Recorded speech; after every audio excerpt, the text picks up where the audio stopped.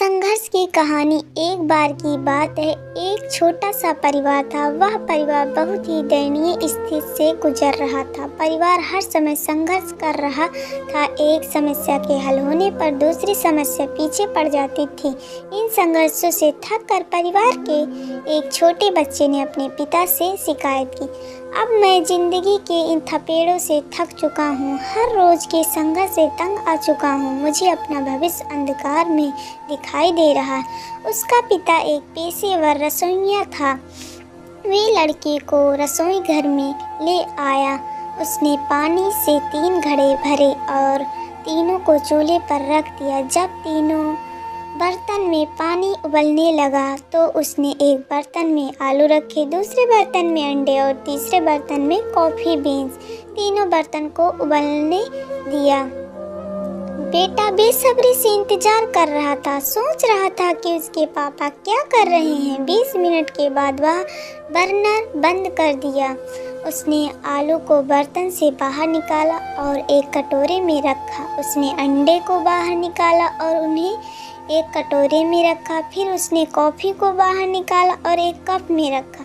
लड़की की ओर मुड़कर उसने पूछा, बेटा तुम क्या देख रहे हो? आलू, अंडे और कॉफ़ी। उसने झट से जवाब दिया, करीब से देखो और आलू को छुओ। लड़के ने छुआ और कहा कि आलू नरम हो गए हैं। फिर उसने लड़के को एक अंडा लेने और उसे तोड़ने के लिए कहा। खोल को तोड़ने के बाद उसने कठोर उबले हुए अंडे को देखा। अंत में उसने लड़के को कॉफ़ी पीने के लिए कहा। इसकी मस्त सुगंध उसके चेहरे पर मुस्कुराहट ले आई। पिताजी, इसका क्या मतलब है?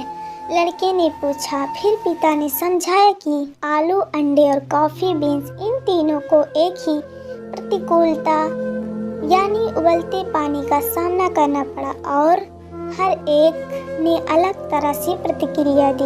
इस प्रकार कॉफ़ी बीन्स भी अलग थे। उबलते पानी के संपर्क में आने के बाद इन्होंने पानी को बदल दिया और ज़बरदस्त कॉफ़ी बनाई। आलू मजबूत कठोर था, लेकिन उबलते पानी में यह नरम और कमज़ोर हो गया। अंडा नाजुक था, जिसके अंदरूनी भाग की रक्षा एक पतला बाहरी आवरण कर रहा था। उस उबले पानी में अंडे के अंदर का हिस्सा सख्त हो गया। उसने अपने बेटे से पूछा, कुछ तुम किस तरह के हो? जब प्रतिकूलता तुम्हारे दरवाजे पर दस्तक देती है तो तुम कैसा प्रतिक्रिया देते हो? क्या तुम एक आलू हो, क्या एक अंडा या फिर कॉफ़ी बीन्स हो?